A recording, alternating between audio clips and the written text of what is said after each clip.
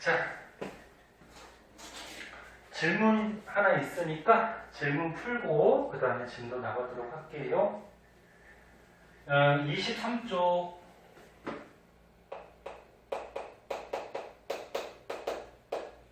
23쪽에 2번 봅시다. 그림은 서로 다른 종류의 영양소래요. 영양소 3가지. 그때 소화관을 지나는 동안 분해되고 남은 양의 비율을 나타낸 것이다.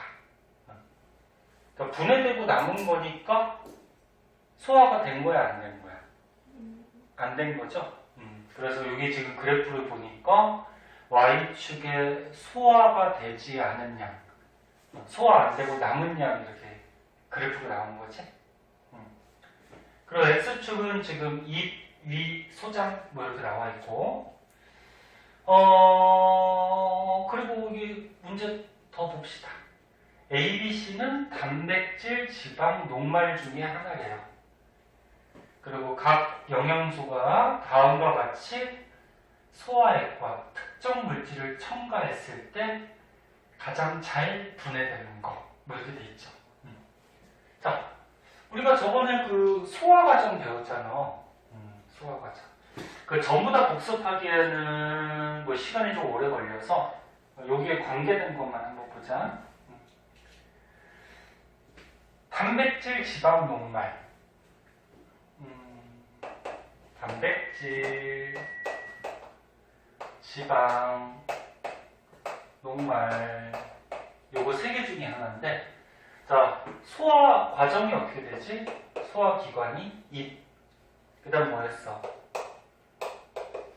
식도, 위, 소장, 그 다음에 대장, 항문.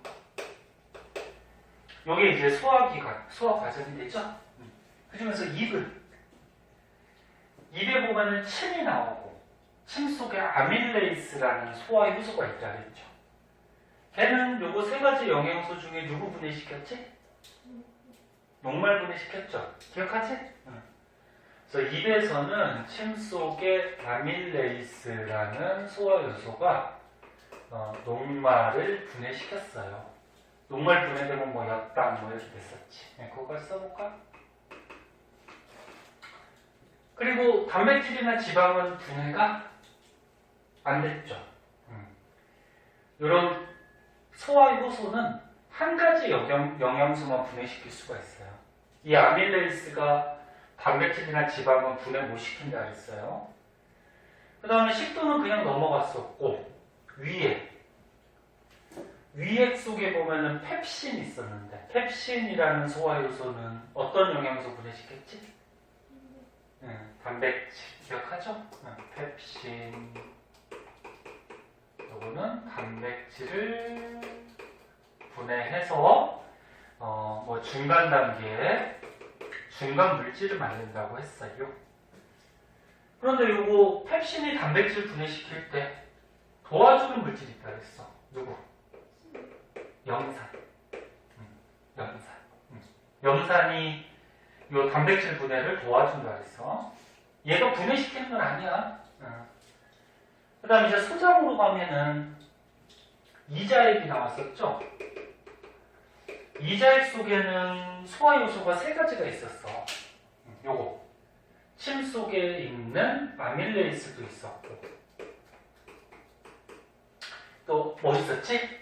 단백질 분해시키는 트립신이라는 소화 요소도 있었고. 그 다음에 지방 분해시키는 라이페이스. 다 기억하네. 이런 게 있었죠. 그래서 이자액은 이렇게 녹말, 단백질, 지방 3대 영양소를 전부 다 분해시키는 회사. 위에서 분해 안 된 단백질은 이 소장에서 트립신에 의해서 분해되고, 그 다음에 지방은 계속 넘어오다가 소장에서만 분해된다 그랬죠? 그 다음에 녹말은 입에서 한번 분해되고, 분해 안 된 거는 또 소장에서 이렇게 분해가 되고. 기억하지? 그런데 여기서 라이페이스가 지방 분해할 때 얘를 또 도와주는 애가 있대. 누구? 그렇지, 쓸개즙. 그리고 소정이 보면은 이제 또 장액이라고 나왔었는데, 장액이 이제 요 단백질, 그 다음에 녹말, 이런 거를 또 한 번 분해시켰어, 그치? 그래서 자세한 거는 전에다 배운 거니까 생략하고, 요 정도만 보고요. 근데 지금 문제가 분해가 안 된 거, 소화되지 않은 거래. 그럼 입을 먼저 보자. 입에서는 녹말은 어떻게 돼? 분해되죠? 소화되지? 그럼 여기에 지금 소화 안 된 게 A하고, 잠깐. 이 초록색이 뭐야? C하고 파란색이 B. 여기서 소화 안 된 거는 지금 B하고 C가 소화가 안 됐다. 그리고 이 A는 맨 처음에 있던 양보다 줄어들었잖아. 그럼 이거 뭐야? 녹말이 조금 소화됐다는 거죠. 그리고 소화 안 된 거는 나중에 소저항에서 또 소화되니까. 그럼 요거 A가 누구야? 녹말. 그 다음에 이제 위로 가면은 위로 갔더니 요거 파란색이 막 줄어드네? 그치? 그럼 파란색은 소화가 됐다라는 거죠. 지금 문제가 소화 안 된 거를 그래프로 그리는 거니까. 그럼 파란색이 줄어들었다? 소화됐다. 그 위에서는 누구 소화? 단백질. 그럼 B가 누구야? 단백질. 그 다음에 단백질은 여기 있는 거 같이 소장에서도 어떻게 돼? 소화가 되니까 소화 안 되고 남는 게 조금씩 있겠지? 소장에서 여기 단백질. 그럼 이제 C는 나오는 거니까 누구? 지방. 지방은 방금 전에 했듯이 계속 소화가 안 되고 남다가 소장이 오면은 라이페이스가 지방 소화시킨다 그랬죠. 이렇게 그러면 되죠. 자, 근데 문제는 이거야. 이 각 영양소가 어떤 소화에 어떤 물질을 첨가하면은 잘 분해되는지를 고르래요. 그럼 A가 뭐였는데? 녹말. 녹말은 이 위액이 분해시켜 보시죠. 이거 녹말. 위액. 분해 못 시켰죠. 그럼 일단 얘는 틀렸다. 그지? 그 다음에 A. 녹말은 끓인 이자액이래. 녹말은 이자액 속에 이자액 속에 아밀레이스가 분해는 시켜요. 그런데 이자액을 끓였대. 끓이면 어떻게 될까? 끓이면 여기 이자액 속에 들어있는 소화 요소가 변성된다 그러거든. 쉽게 얘기해서 파괴돼 버려요. 온도가 너무 높아서 이 소화 요소는 단백질로 되어 있는데 이 단백질의 온도가 높을 때는 변해버려요. 그럼 변해버렸으니까 얘가 작용을 잘 할까 못할까? 못하죠. 그럼 이거 분해 못 시켜요. 그 다음에 B는 단백질이었어요. 단백질을 침을 첨가시키면 요거 침. 단백질은 분해 안 되죠? 그럼 얘 틀렸고. 그 다음에 C가 지방이었는데 위에서는 단백질만 분해되지? 지방 분해 안 되니까 얘도 틀렸고. 그럼 답은 여기 5번이네? 그럼 5번을 보면은 C 지방은 이자액. 요거요. 이자액. 속에 뭐 있어? 라이페이스가 소화시킬 수 있고 쓸개질을 도와주는 거죠. 그래서 첨가물질, 도와주는 물질까지 넣어주면은 분해가 잘 되겠지. 소화가. 됐나요? 그래서 우리가 저번에 배웠던 이 소화 과정, 요거 조금만 생각하면 풀 수 있는 것들. 이해됐어? 자, 그럼 오늘 진도 나가도록 합시다.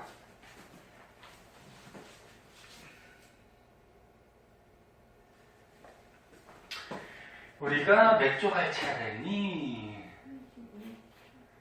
35쪽인가? 26쪽.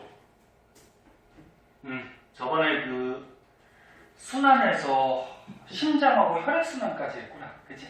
오늘 혈액의 성분 한번 보자.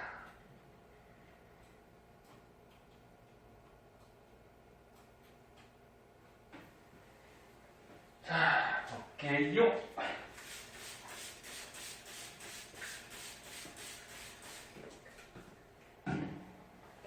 날씨가 이제 좀 서늘해져가지고 감기 안 걸리게 조심하고 요즘 학생들 보니까 감기 걸리는 학생들 많더라.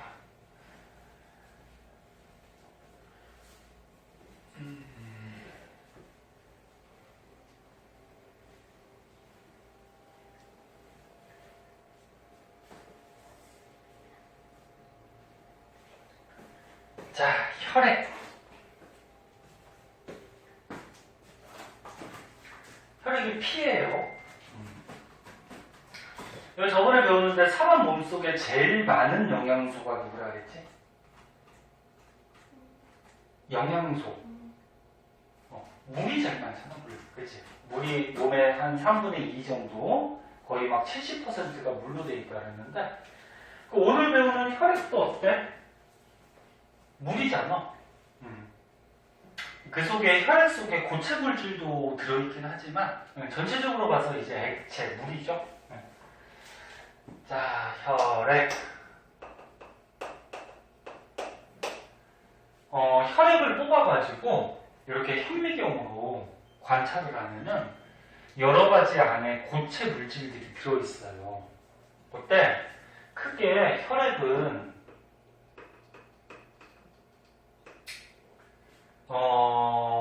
고체 성분, 혈구라 그러거든. 그 다음에 액체 성분, 혈장이라고 해요. 그래서 피는 혈구하고 혈장으로 이제 크게 구분할 수가 있고, 혈구는 또 어떻게 나누냐면은 들어봤을 거야. 적혈구 들어봤죠. 그 다음에 백혈구, 혈소판 이렇게 나눠요. 요게 이제 혈액 속에 들어있는 고체 성분들이야. 그 다음에 혈장은 그냥 혈장이고, 요거 액체. 그래서 이 혈액을 이제 현미경으로 이렇게 관찰을 하면은 이렇게 둥글둥글하게 원반 모양을 하고 있는 애가 있거든. 얘가 적혈구예요. 적혈구.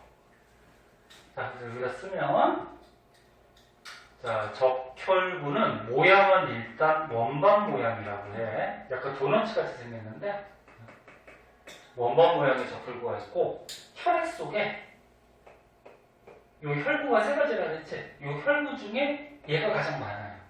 적혈구가. 그리고 얘가 하는 가장 중요한 작용이 있는데, 적혈구 속에 헤모글로빈이라는 물질이 있어요. 헤모글로빈 들어봤니 혹시? 못 들어봤어? 응. 헤모글로빈이라고 있는데 얘가 색깔이 붉은색을 떼요. 얘가 붉은색? 그러면 적혈구가 붉은색 띠겠죠. 그래서 피가, 혈액이 붉은색을 띠게 돼요. 근데 얘가 어떤 기능을 하냐면은 산소를 운반해주는 역할을 해요. 산소를. 그리고 우리가 숨을 쉬면은 폐 속으로 산소가 들어가지. 그러면 간단하게 여기다 그리면, 아이고, 여기 코가 간지럽냐? 자, 폐에 산소가 들어가면 산소 원소 기호가 O2죠. 앞에서 우리 배웠듯이. 그러면 이제 오늘 조금 뒤에서 자세하게 배울 건데, 폐에서 이렇게 공기가 들어있는 주머니 같은 게 있어요. 그래서 이제 폐포라 그러는데, 폐포 주위에 모세혈관들이 위치하고 있거든. 그럼 모세혈관 속에 이렇게 원반 모양의 적혈구들이 흘러다녀요. 그럼 폐에 있는 산소를 이 적혈구가 흡수해. 누가? 적혈구 안에 있는 누구? 헤모글로빈이 흡수를 해요. 그래가지고 혈관을 따라서 이동을 해서 우리 몸의 세포를 이제 조직세포라 그러죠. 그러니까 우리 몸의 조직에 있는 세포다 그런 얘기야. 조직세포로 가서 이 적혈구 헤모글로빈이 갖고 있던 산소를 이렇게 세포들한테 줘요. 이렇게. 그래서 결국적으로 적혈구의 헤모글로빈은 산소를 흡수해서 이동해서 필요한 세포들한테 이렇게 공급하는 역할을 해요. 그래서 한마디로 줄이면 어떻게 한다? 산소를 운반해준다. 그럼 문제 한번 내보자. 이런 거 문제 같은 거 나오는데 고산지대. 고산지대가 뭐지? 높은 산. 그럼 너는 높은 산에 사는 사람들은 산소가 높은 산에 많을까 적을까? 적어요. 그러니까 땅에서 높이 올라갈수록 산소 양이 부족해져. 그 지구의 중력이 있잖아. 중력 때문에 산소가 이렇게 끌려와가지고 아래쪽에 많고요. 높이 올라갈수록 산소가 부족해져. 여기는 산소가 부족해요. 산소가 부족하니까 산소를 우리 몸에 빨리빨리 공급해야 되겠지. 그러면 여기에 사는 사람들은 적혈구 숫자가 많을까 적을까? 많아요. 적혈구 수가 많아요. 정상인보다. 그러니까 우리나라 같이 이렇게 평지에 사는 사람들보다. 다시 한번 얘기할게. 적혈구의 헤모글로빈이 산소를 운반하기 때문에 고산지대는 산소가 부족해요. 우리 몸에 산소를 부족하니까 빨리빨리 보내줘야 되겠죠. 그래서 적혈구 숫자가 많은 이런 특징점이 있어. 무슨 말인지 이해하겠니? 자, 그럼 이제 백혈구 보자. 자, 백혈구는 지금 여기 현미경으로 봤을 때 이렇게 좀 둥글둥글해. 그리고 혈구 중에 크기가 가장 커요. 세포거든? 세포 가운데에 핵이 있어요. 핵이 있고 크기가 가장 크고 하는 역할은 식균작용이라고 해서 이게 무슨 말인지 아니? 식균작용? 균을 먹는 거야. 그래서 우리 몸에 뭐 세균이나 뭐 바이러스 이런 병원체들이 들어오면은 걔네들을 잡아먹어서 죽여주는 역할을 해요. 그리고 너는 지금 공기 중이나 뭐 책상이나 연필이나 이런 데다 세균 바이러스들이 막 묻어 있거든? 그럼 우리 몸속에 막 들어갈 거 아니야. 근데 병에 자주 걸리진 않잖아. 그럼 얘네들이 어떻게? 잡아먹어서 죽여주는 거야. 좀 자세한 건 이제 고등학교 과정에서 배우거든. 어떻게 죽이고 막 이런 것들은. 네. 그래서 백혈구 하는 역할은 이렇게 세균 같은 거 잡아먹는, 병원체를 잡아먹는 그런 식균 작용을 한다. 그 다음에 이제 혈소판. 혈소판은 여기 보면은 지금 크기가 굉장히 작아요. 현미경으로 잘 안 보여. 너무 작아서. 근데 얘를 뭐 하냐면은, 피가 났을 때, 혈액을 응고시켜서 피가 계속 나오는 것을 막아줘요. 그러니까 피부에 여기 피부가 있어. 만약에 뭐에 찔려갖고 여기서 피가 나와. 모세혈관이 뭐 찢어지거나 그래서 피가 이렇게 나오면은 몸 안에 있던 피가 계속 빠져나오면 되니 아니니? 그러면 과다출혈로 죽겠지. 근데 이 혈액의 성분 중에 이 혈소판이 막 그물같이 이렇게 얽혀가지고 더 이상 피가 못 나오게 요 겉에 그러니까 겉으로 나오는 혈액을 응고시켜요. 응고가 뭐야? 굳힌다는 거지? 굳게 만들어가지고 더 이상은 안쪽에 있는 피가 나오지 못하게 이렇게 지연시켜준다. 그런 역할을 해줘. 자, 그래서 지금 혈액 속에 고체 성분, 혈구의 중요한 특징점에 대해서 알아봤고, 그 다음에 이제 혈장은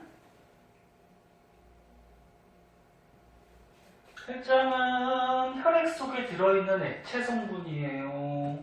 액체니까 대부분 물로 돼 있어요. 그럼 대부분 액체이기 때문에 여러 가지 물질들을 운반해요. 아까 물질 중에 산소는 누가 운반한다고? 헤모글로빈, 적혈구가 운반하는 거야. 그럼 산소 말고 이제 이산화탄소, 그 다음에 뭐 영양소, 그 다음에 노폐물, 이런 것들을 이제 피 속에 혈장이 만들어야죠. 그리고 또 한 가지 알아두면은, 혈액 속에 요거 고체 성분, 혈구가 한 45% 정도 들어있고요. 혈장이 한 55% 정도 들어있거든? 그러니까 요거 두 개 합해서 전체 100% 했니? 응. 근데 이 혈장, 대부분 물이라고 그랬잖아. 요 물 때문에 우리 몸의 체온을 유지하는데 굉장히 도움을 줘요. 너네 바깥에 지금 춥거나 덥거나 하는 체온은 몇 도 정도로 유지가 되죠? 36.5도 정도, 그치? 사람마다 약간 달라. 36.5도보다 조금 높은 사람도 있고 조금 낮은 사람도 있는데 대부분 36.5도. 그러면 체온이 유지하는데 이 혈장이 왜 중요한 역할을 하냐면은 요거는 이제 2학년 뒷부분에서 한번 배우는데 물이 비열이 크거든. 아직 안 배웠잖아, 그치? 비열, 그치? 그래서 뒤에서 한번 배워. 비열이 큰데 비열이 큰 물질은 온도가 잘 안 변해요.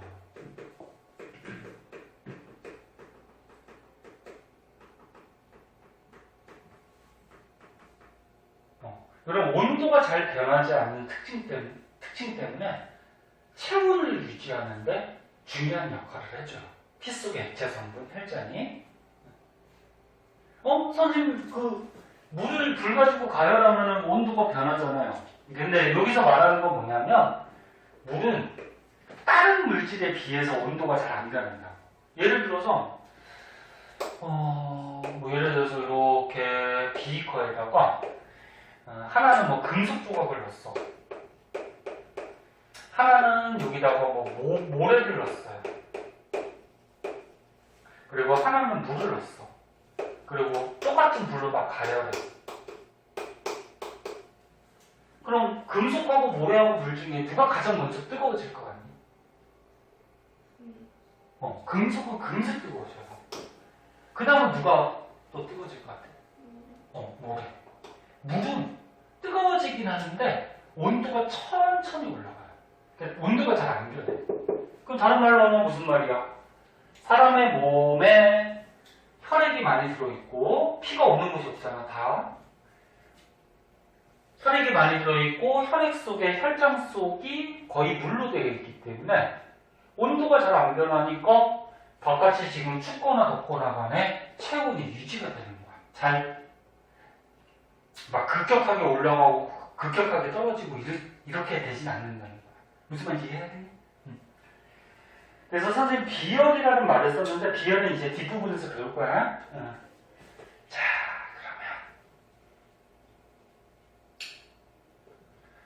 그러면 이게 이제 혈액의 중요한 특징점이 되고 나머지 추가적인 거 이렇게 한번 보자. 혈액을 시험관에 담아가지고 원심분리라고 있거든. 원심분리가 뭐냐면 혈액을 담았어. 그 다음에 요 시험관을 원심분리기라고 있어. 거기다 딱 넣고 스위치를 딱 누르면 그 기계 안에서 이 시험관이 막 빠른 속도로 막 돌아가요. 막 돌아가니까 무거운 게 바깥쪽으로 막 밀려. 그래서 아래쪽에 무거운 성분이 가라앉아요. 고체가 무겁겠니? 액체가 무겁겠니? 고체가 좀 무겁겠지, 그지? 그래서 원심분리시키는 혈액을 무거운 고체 혈구가 밑으로 가라앉고 가벼운 액체 혈장은 위로 떠요. 그래서 요 양을 측정했더니 혈장이 조금 많아. 뭐 이런 것도 참고서 봐요. 그 다음에 또 추가적으로 이것도 한번 볼까? 봐봐. 너네 상처가 났다는 거는 피부가 약간 틈이 생겼다는 거야. 찢어졌다는 거야. 그럼 그 틈으로 세균들이 어떻게 될까? 막 들어올 수 있어요. 그럼 상처가 나면은 몸에 세균들이 침입할 수가 있어. 그럼 아까 세균 죽여주는 애가 누구였지? 혈액 속에서? 백혈구였지. 얘가 세균 죽였잖아, 그치? 그러면 몸에 세균이 들어왔어. 그럼 걔를 죽이기 위해서 백혈구 숫자가 많아질까 적어질까? 많아져요. 그러니까 몸에 평소보다 세균이 많아졌으니까 백혈구 숫자가 증가해서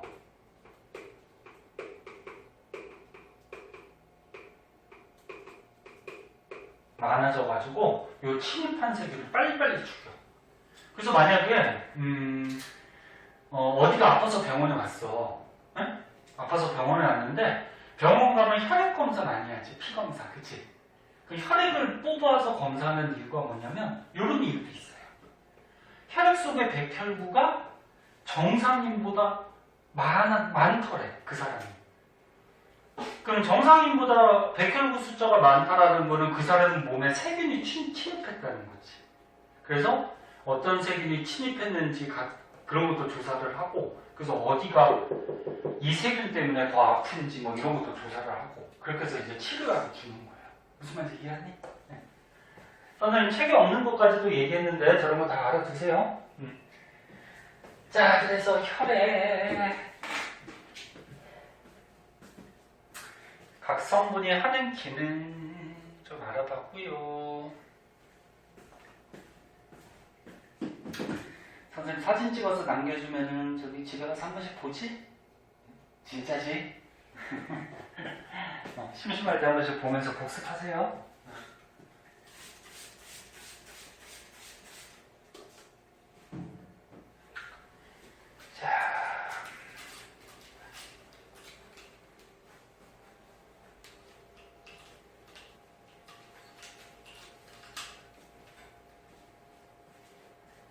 자, 그래서 뭐 그림 밑에 보면은 선생님이 여기 설명한 거 있어. 설명한 거 여기 이렇게 표로 나와 있을 거야. 네? 그래서 책도 한번 읽어보시고. 그 다음에 밑에 혈액순환인데 이거 저번 시간에 선생님이 먼저 밝혀줬죠. 기억나니? 조금 어려운데. 기억나? 그래? 그럼 물어볼게. 응? 진짜로 기억나? 여기 조금 헷갈렸죠. 배우긴 했는데 단어들도 조금 어렵고. 자, 요거 복습하고 그 다음에 넘어갈게요. 조금 어려우니까.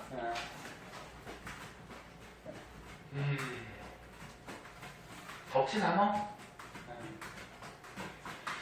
오늘 한 명이 아파가지고 몸이 안 좋다고 그래가지고. 자, 혈액순환.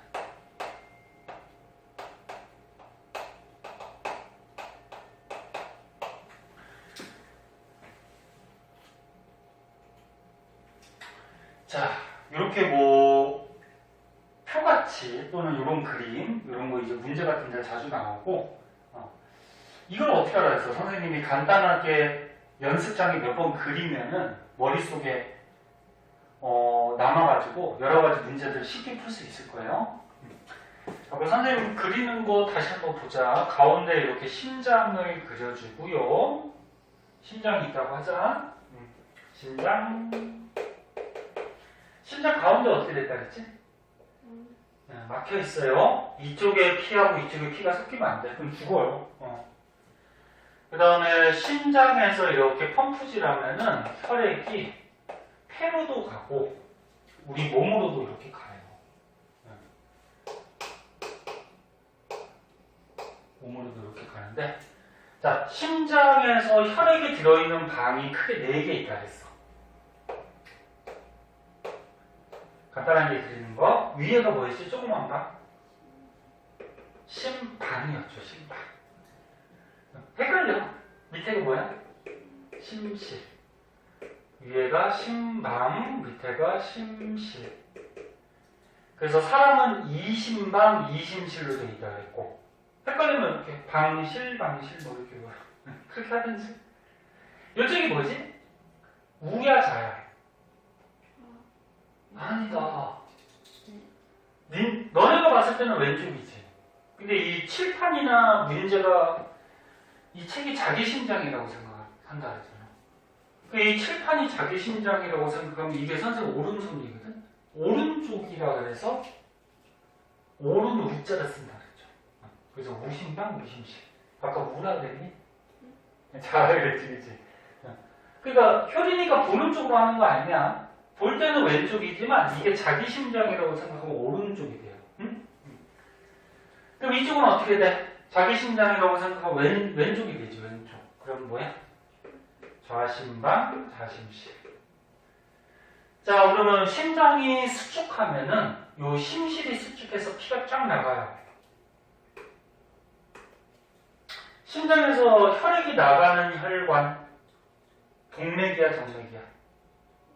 그치, 동맥. 심장에서 피가 나가는 혈관, 동맥이었고, 근데 여기 우심실에서 나간 혈액은 폐로 간다고 그랬어요. 그럼 폐로 가니까 무슨 동맥? 폐동맥. 그 다음에 여기 좌심실에서 나간 혈액은 우리 몸으로 이렇게 간다 그랬어. 몸으로 가는 거 뭐? 대동맥. 그럼 이제 혈액이 폐로 갔다가 다시 또 심장으로 이렇게 들어오죠. 그 다음에 몸으로 갔다가 다시 심장으로 이렇게 들어와요. 그러면 심장으로 들어오는 혈액, 혈관. 이 뭐야?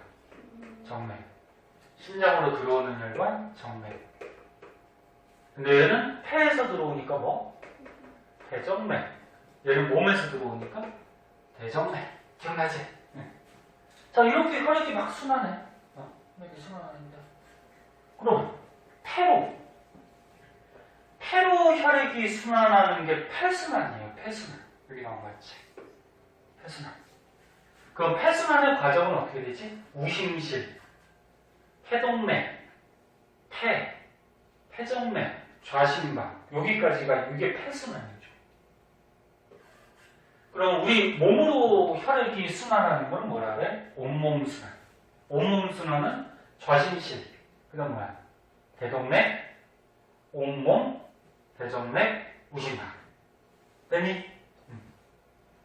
요 순서 외우려고 그러면 되게 헷갈려. 그래서 그림으로 생각을 해봐야 돼. 그럼 혈액순환 왜 할까? 우리 열심히 하고 조금 쉬자니? 혈액순환은 왜 하니?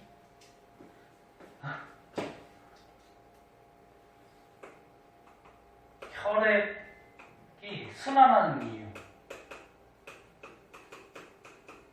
요거 저번 시간에 안 가르쳐줬나? 안 가르쳐준 것 같아요. 야, 피가 왜 순환해? 어떻게? 아, 심장이 뛰어야 되니까? 순환하는 거죠? 왜 순환하냐고. 가장 중요한 이유는 이거야.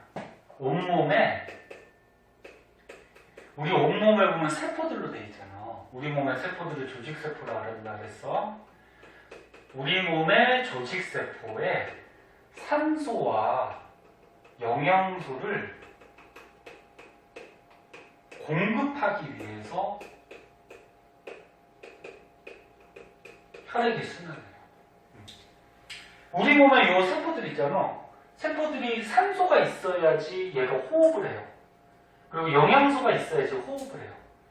그러니까 세포들이 호흡한다 그러면 그냥 초등학생 같이 산소 들이마시고 이산화탄소 내뱉고 그렇게 대답하면 안 되고, 세포들이 호흡을 한다는 얘기는 산소하고 영양소를 이용해서 이 영양소를 분해시켜요. 그래서 이 세포들이 살아갈 수 있는 에너지를 만들어. 그러니까 조금 이따가 이제 오늘은 시간이 안 될 것 같은데 여기다 써줄게요. 세포들이 호흡을 하는데, 호흡한다는 뜻은 뭐냐면 우리 몸의 영양소를 분해를 시켜서 세포들이 살아갈 수 있는 에너지를 만드는 게 호흡이야. 근데 영양소를 분해할 때 산소가 필요한 거야. 그리고 에너지를 내고 이제 노폐물이 이산화탄소 뭐 이런 게 나와요. 물 같은 거. 세포들이 이렇게 에너지를 내면서 호흡을 해야지 살아갈 수가 있어. 그렇지 않으면 세포들 죽어요. 세포들이 이렇게 호흡하려면 뭐가 필요해? 영양소하고 산소가 필요하지. 그럼 얘를 혈액이 순환해서 우리 몸의 세포들한테 주는 거지. 그러면 산소는? 영양소부터 할까? 영양소는 우리 저번 시간에 배웠듯이 소화 과정에 의해서 영양소를 소화시켜서 우리 몸의 혈액에다가 공급시켜주는 거야. 그럼 산소는? 여기 폐. 폐에서 숨을 쉴 때 산소가 들어오지. 그러면 산소를 가지고 심장으로 가서 펌프질 하면은 온몸으로 가죠? 그리고 온몸의 세포들한테 혈액 속에 뭘 공급해? 산소를 공급하는 거야. 그리고 중간에 소화 과정에서 이제 영양소도 공급하고. 그러면 이 세포들이 세포호흡을 해요. 그럼 뭐가 나와? 이산화탄소나 그 밖에 노폐물들이 나오거든? 그러면 이 이산화탄소나 노폐물은 다시 혈액이 받아서 몸 밖으로 이제 내보내게 돼요. 그 중에서 이산화탄소는 어떻게 돼? 혈액이 가지고 다시 폐로 와가지고 우리가 숨을 쉴 때 바깥쪽으로 빼주는 거지. 이해되니? 그래서 다시 한번 보면 혈액이 온몸의 구석구석을 순환하는 이유는 온몸의 조직세포들이 세포호흡을 할 수 있게 산소와 영양소를 공급하는 거야. 오케이? 자, 그리고 저번에 이런 거 한번 배웠어. 여기를 뚝 잘랐을 때, 반을 잘랐을 때, 이 오른쪽에 있는 피들은 산소가 풍부하니 부족하니? 풍부하죠.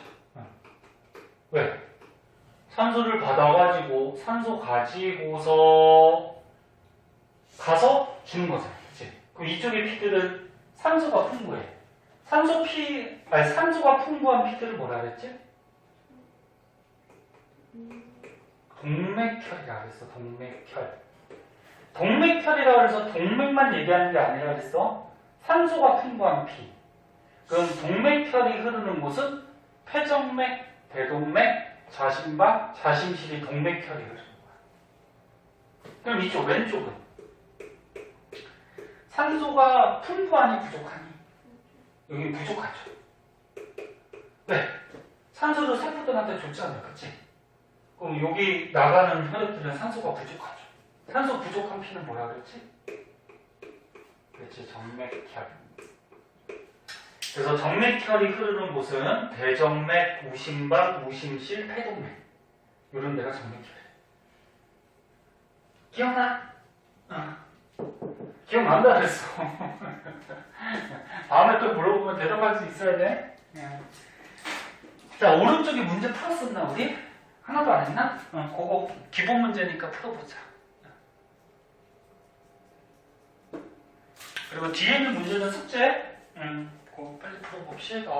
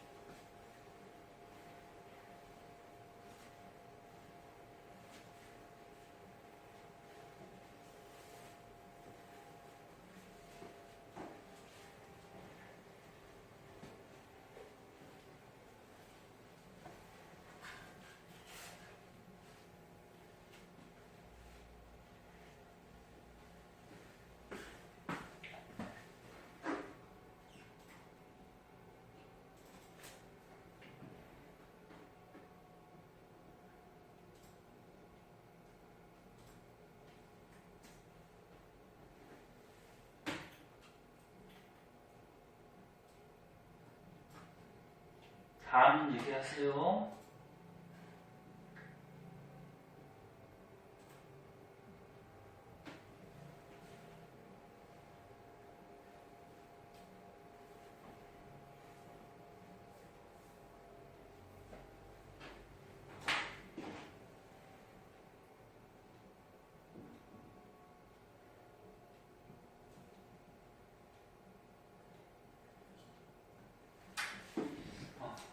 걸리니까 영상 잠깐 끊었다가 하자.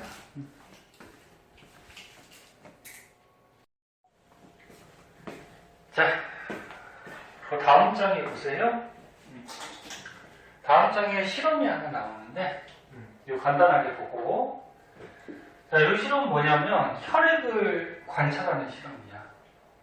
처음에 혈액을 요 체열층 같은 거, 체열기 아니? 이게 똑딱 누르면 여기 핀 살짝 해갖고 피 조금 나오고. 몰라? 아무튼 혈액을 체열층으로 조금 요렇게 유리판 위에다가 얹어놓고 덮개 유리로 비스듬하게 이렇게 밀어가지고 덮어주고요. 그 다음에 지금 일단 덮지는 않네. 그러니까 덮개 유리로 혈액을 좀 밀어내면서 얇게 펴요. 왜 피냐면은 혈액이 이렇게 덩어리로 뭉쳐져 있으면 현미경으로 관찰하면 막 겹쳐 보일 거 아니야. 그래서 여기 있는 것 같이 혈구가 터지지 않게 살짝 이렇게 밀어내요. 밀어내고 그 다음에 에탄올을 한두 방울 이렇게 떨어뜨리거든.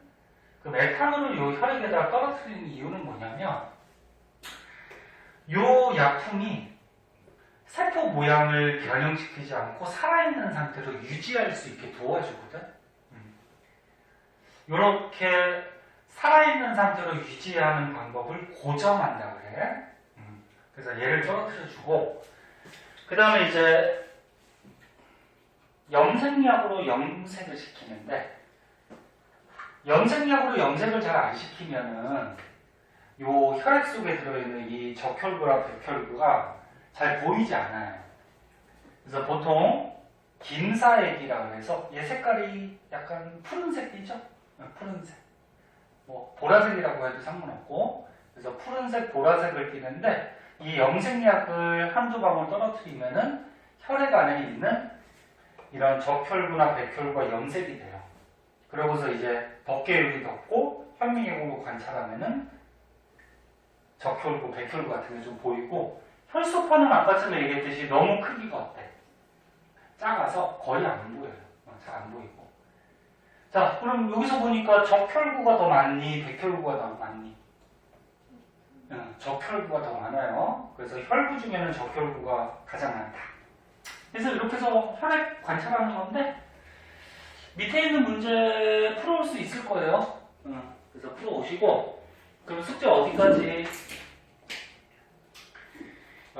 숙제냐 다 배웠으니까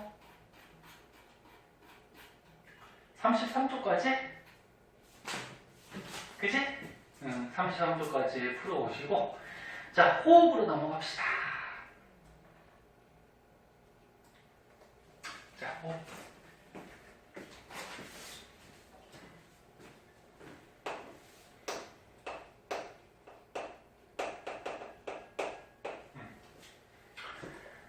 자, 사람이 이제 호흡을 해요. 호흡을 하는데 간단하게 사람 한번 그려볼까? 이렇게 코도 있고 입도 있고 코하고 입하고 이렇게 뚫려 있는 거 알고 있니? 알고 있어? 그래서 너 음식 먹다가 막 재채기 막 코로 나오고 그런 적 있어? 없어? 선생님이 있는데 라면 먹다가 갑자기 재채기 팍 나오고 코로 막 면발 나오고 네. 코하고 입하고 이렇게 뚫려져 있어서 원래는 코로 숨을 쉬어야 되는데 입으로 쉬어도 되죠. 그래도 공기가 넘어갔지. 그리고 이제 가슴 쪽으로 가면은 이제 폐가 양쪽에 이렇게 두 개가 있죠. 폐는 두 쪽으로 돼 있어. 자, 그럼 호흡 기관은 코. 그 다음에 여기 공기 넘어가는 데를 기관이라 그래.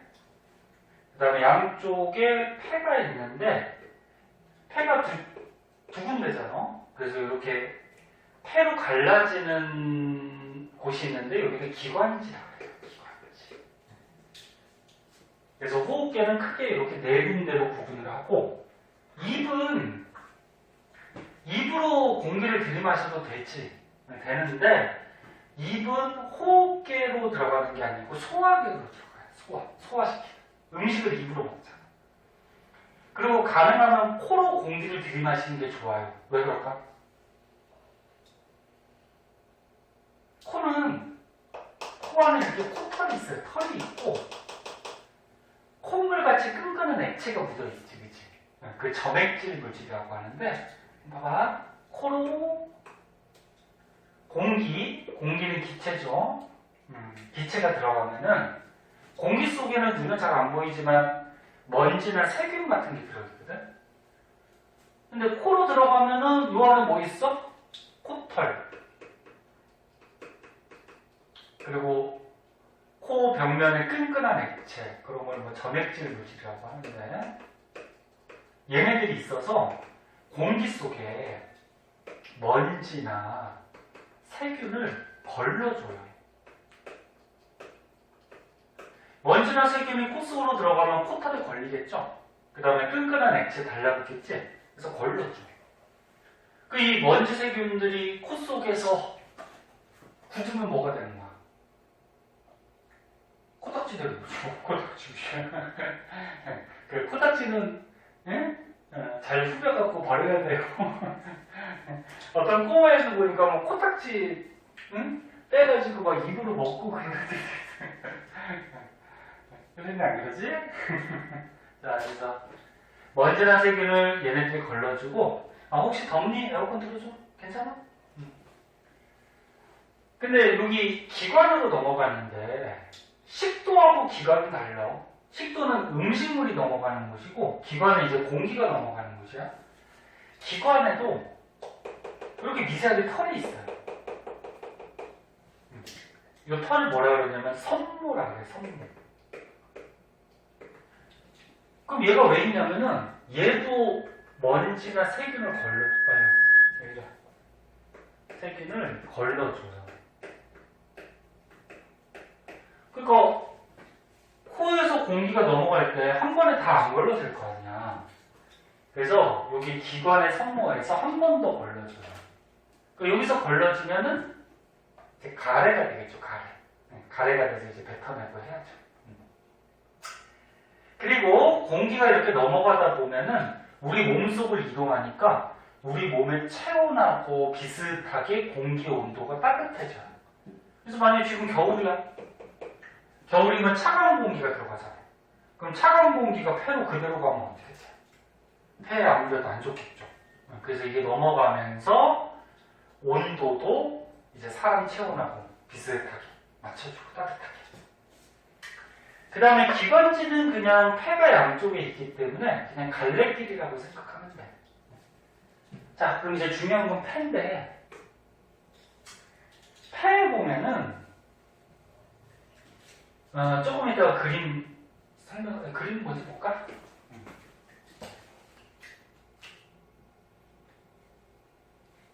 자, 여기 폐에 보면은 폐 안에 이렇게 공기주머니 같은 것들이 들어있어요. 공기주머니. 요거는 이제 폐포라 그래, 폐포.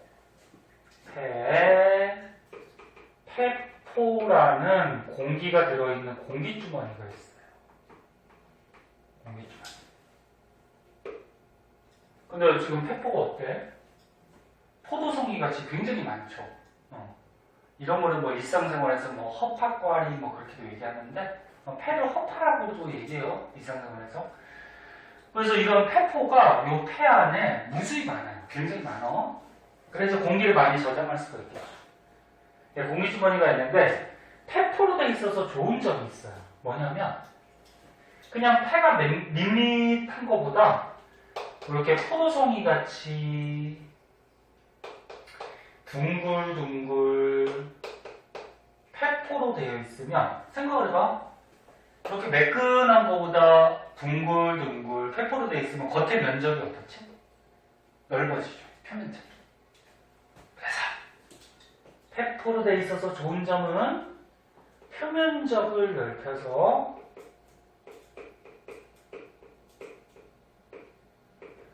기체 교환을 효율적으로 할 수 있다라는 장점이 있어요. 그러니까 이제 조금 이따 할 텐데 요 폐포의 기체하고 모세혈관의 기체들이 막 교환되거든. 근데 이렇게 표면적이 작은 것보다 표면적이 넓으면 이렇게 여러 군데서 막 기체들을 교환하겠죠. 그치? 네. 자, 그래서 일단 여기까지 다시 봐봐. 폐는 폐포라는 공기주머니로 되어 있고 폐포로 되어 있기 때문에 표면적을 넓혀서 기체 교환을 효율적으로 할 수 있도록 그렇게 도와주는 거다. 그럼 이제 폐포가 나왔으니까 폐포를 좀 확대해서 한번 보자. 확대해서 한번 볼게요.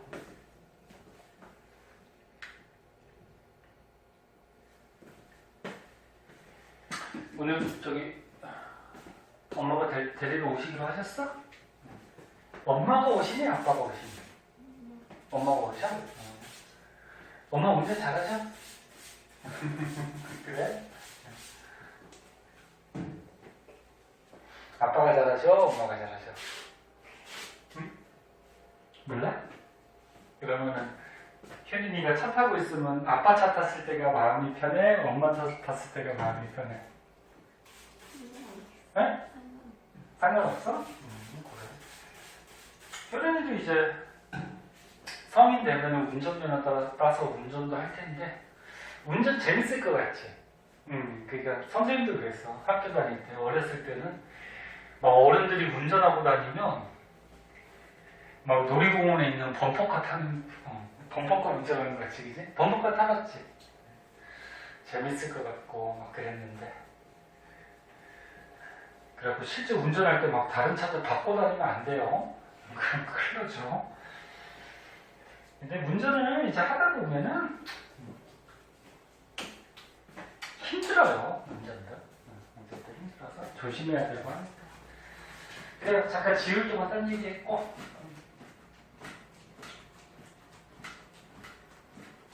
자, 보자. 폐포가 여기 간단하게 나왔는데 좀 크게 나온 그림이 여기는 없네요. 보자. 그려보자. 폐포.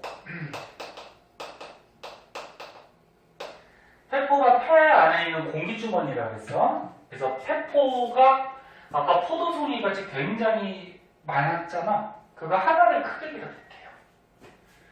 하나를 크게 그려보면 자, 요게 이제 폐 안에 있는 공기주머니 폐포라고 하자. 근데 폐포 주위에는 이렇게 모세혈관이 둘러싸고 있어요.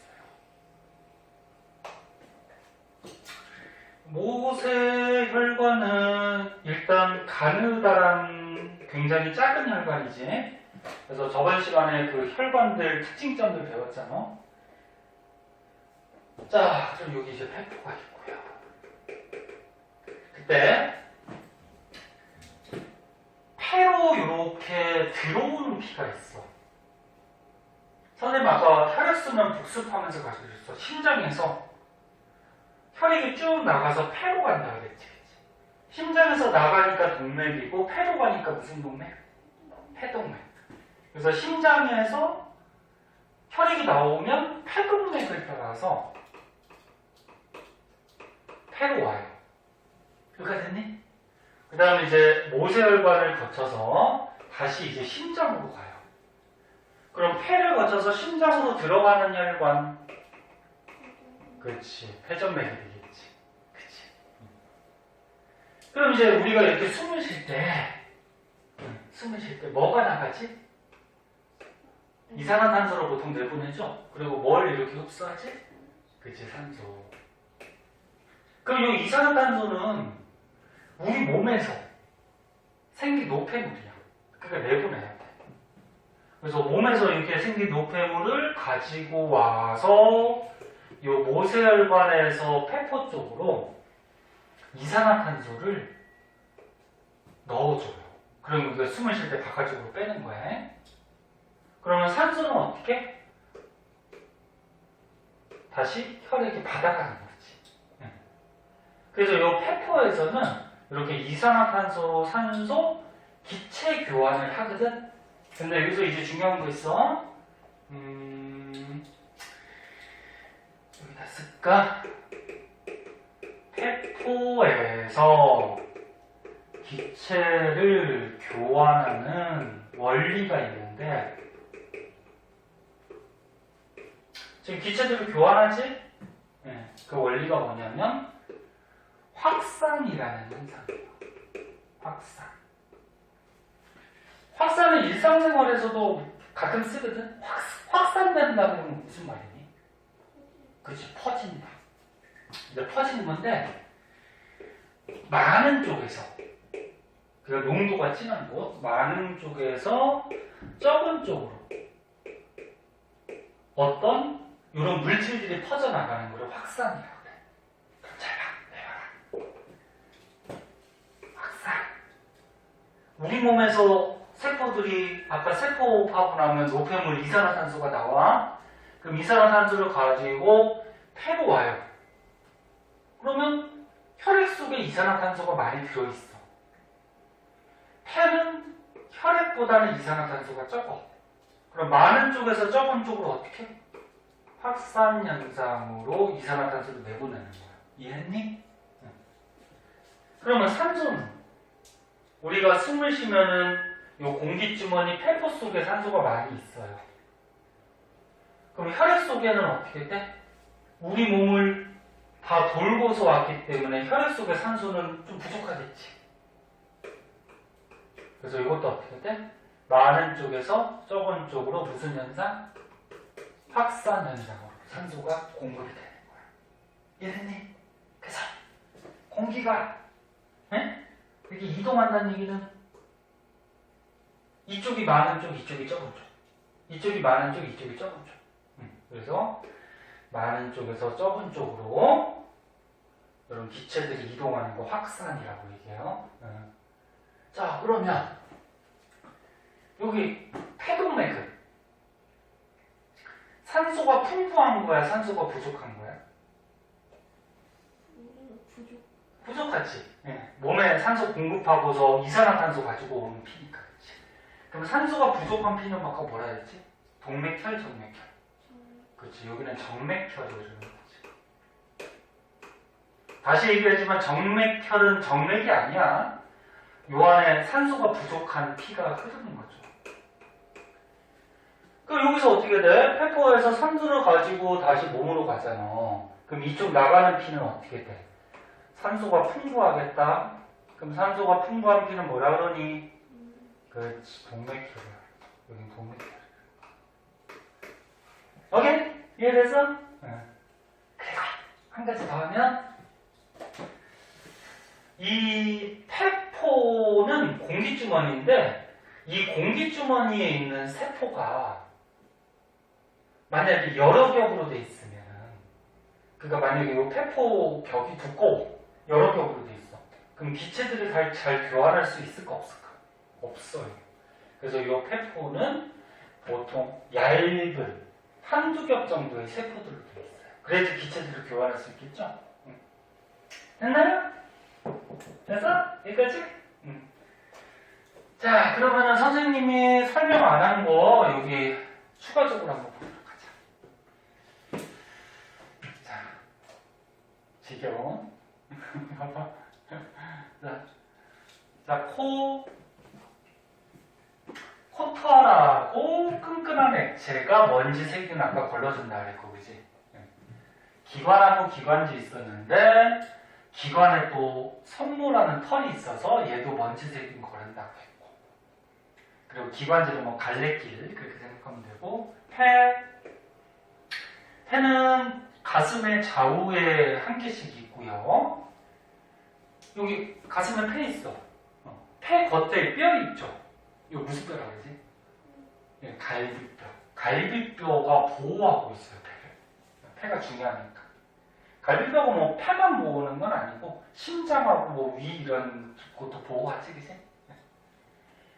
그거 폐 밑에 보면은 막이 있는데 가로막이라는 게 있어.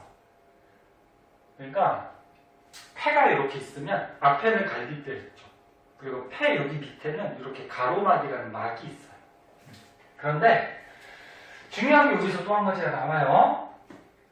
폐는 근육이 없어요. 근육이 있어야지 스스로 움직이거든. 그러니까 이런 팔 같은 경우는 어떻게 돼? 근육이 있으니까 움직이지.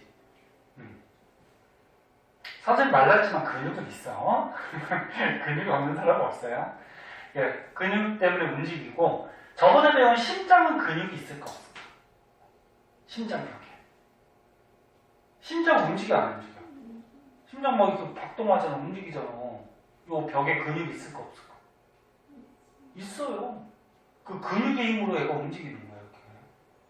근데 폐는 근육이 없어요. 그래서 스스로 움직일 수가 없어. 수축한다는 게 쪼그라든다는 얘기고 이완은 늘어난다는 얘기야. 근데 폐가 어떻게 될까? 움직여요. 야, 공기가 들어가면 어떻게 되니? 폐가 커질까 작아질까? 커지겠죠. 공기가 들어왔으니까. 그죠? 그 다음에 공기가 나가면 폐가 작아지겠지. 그럼 폐도 움직이네? 근데 폐는 근육이 없어. 그럼 폐는 스스로 움직일 수 있을까 없을까? 없어요. 그래서 스스로 못 움직여요. 그래서 얘 가지고 움직여. 앞에 뭐 있다고? 갈비뼈. 밑에 뭐 있다고? 가로막. 갈비뼈하고 가로막이 운동을 해가지고 폐가 수축 이완을 해요. 움직여요. 그래서 이것도 되게 중요해. 다시 한번. 폐는 근육이 없어서 스스로 움직일 수가 없기 때문에 갈비뼈하고 가로막으로 움직여요. 어떻게 움직이는지는 오늘 시간 모자랄 것 같다. 다음 시간에 할 거야. 다음 시간에 할 거고. 그 다음에 폐는 수많은 폐포로 돼 있어서 표면적을 넓혀서 기체 교환을 효율적으로 한다. 아까 다 써줬어. 그리고 폐포는 공기주머니인데 한 층이 얇은 세포층으로 돼 있다. 아까 얘기했듯이 이 폐포 벽이 두꺼우면 기체 교환 잘 못하겠지? 그리고 폐포하고 모세혈관 사이에서 산소하고 이산화탄소를 교환한다. 교환하는데 교환하는 원리는 뭐라고? 확산. 그 다음에 가로막 갈비뼈 얘기한 거고, 이 가로막 갈비뼈를 어떻게 운동하는지를 이제 다음 시간에 할 거야. 그거 할 거고. 자, 요 정도 알아두면 될 것 같고, 오른쪽에 문제 풀 수 있겠죠? 먼저 한번 풀어봅시다. 그리고 문제 풀 때 들숨, 날숨 이런 말도 나올 텐데, 들숨은 뭔지 알아요? 공기를 들이마시는 걸 들숨이라고 해. 그럼 내뱉는 거는 날숨이라고 해. 네? 그러고서 문제 한번 풀어봅시다.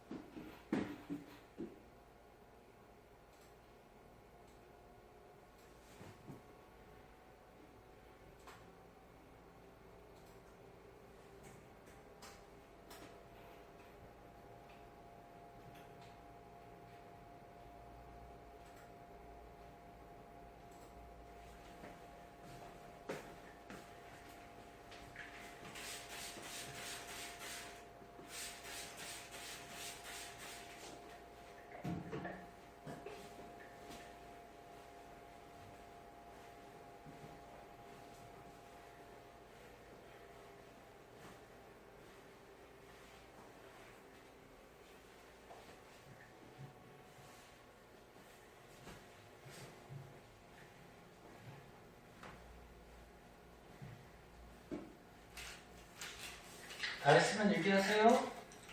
다 했어? 기본 문제는 뭐 빨리 풀죠? 채점 해보고.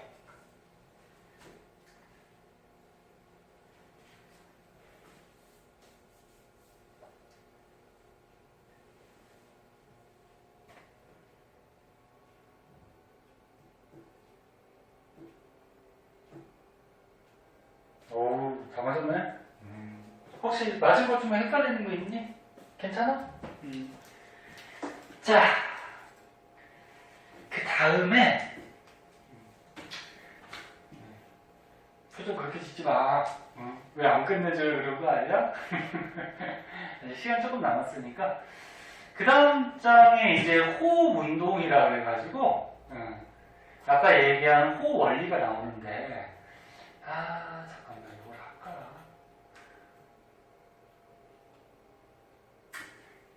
하자. 조금만 더 하자. 표정 그렇게 하지 말라고 지금.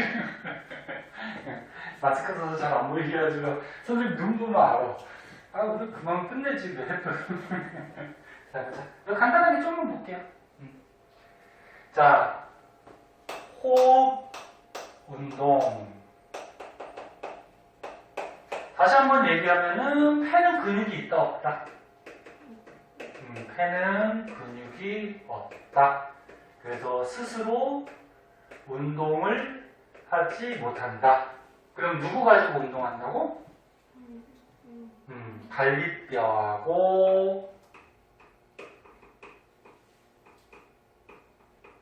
무슨 막? 가로막. 맞아요? 가로로 있다 그래서 가로막. 그래서 갈비뼈하고 가로막에 의해 운동을 하는데 얘네들이 움직여서 폐가 움직이는 거야. 자, 그럼 공기를 들이마시는 거를 뭐라 그랬지? 들숨. 공기를 내뱉는 건 뭐라고? 날숨. 그럼 공기를 들이마실 때는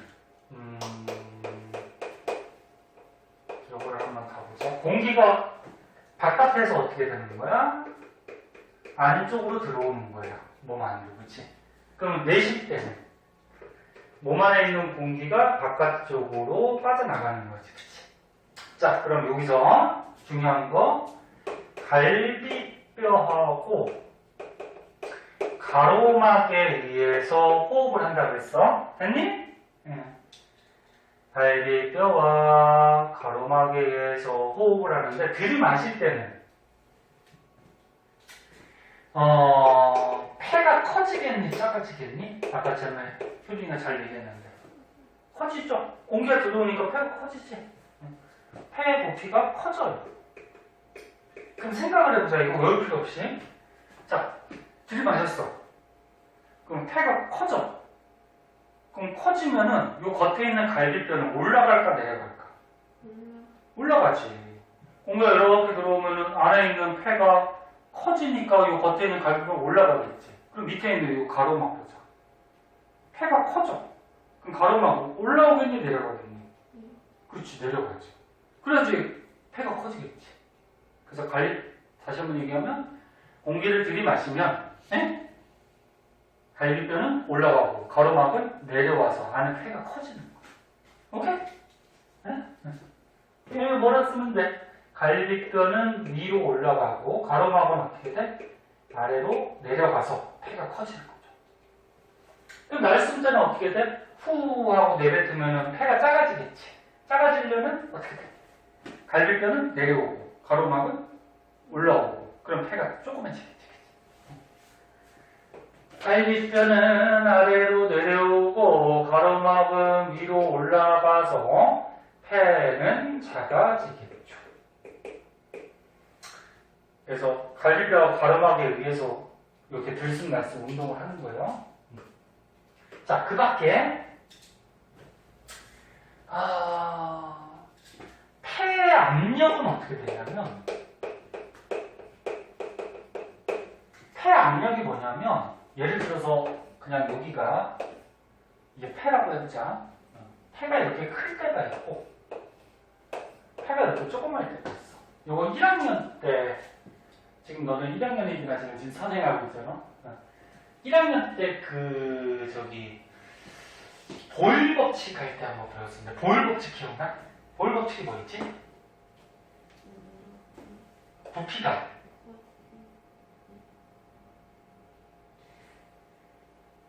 그럼 저렇게 생각하자. 그 보일 법칙에 압력을 가하면 부피가 작아진다 뭐 이런 거 있잖아. 그러면 그거랑도 약간 관련이 있는데 그럼 생각을 해봐. 요 안에 공기가 들어있어. 폐라고 하고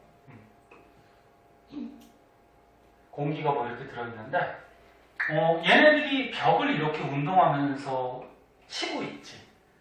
이런 입자들, 분자들은 끊임없이 운동을 해요. 그럼 얘네들도 이렇게 벽을 치고 있어. 그러면 벽 치는 횟수가 왼쪽하고 오른쪽 중에 어떤 게 벽을 더 자주 치니? 오른쪽이 공간이 조그마니까 이 안에 공기들이 벽을 자주자주 막 부딪히겠지. 그럼 벽에 가해지는 압력이 얘가 더 센 거야. 그래서 들숨은 어떻게 돼? 폐가 커졌지. 이렇게 커진 상태이기 때문에 이게 들숨이라고 하면 얘 날숨. 폐가 커진 상태니까 이 안에 들어있는 공기가 벽을 치는 횟수가 적어져. 그래서 압력이 어떻게 되냐면 낮아져요. 감소해요. 응? 근데 날숨은 공기가 후 빠져나가면 폐가 작아지잖아. 그치? 그럼 그 안에 들어있는 공기가 벽을 치는 횟수가 증가하니까 벽에 가해진 압력이 어떻게 된다? 높아져요. 이거 이해할 수 있겠니? 그리고 여기 책에 보면 흉강이라고 나오는데 흉강이 뭐냐면 폐를 포함하는 가슴통을 흉강이라고 해. 가슴통. 응? 폐를 포함하는 이 가슴통. 그래서 그냥 요거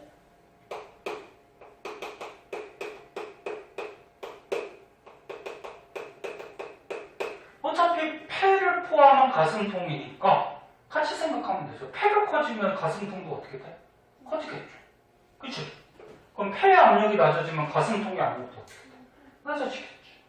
이렇게 생각합니다. 이거 이해할 수 있겠니? 네. 그래서 오늘은 1분 넘었네. 자, 오늘은 여기까지 하고요. 다음 시간에 여기 이어서 조금 더 하고 다음 달로 넘어가도록 할게요. 그럼 앞에 거 숙제다. 배운 데까지. 고생하셨습니다.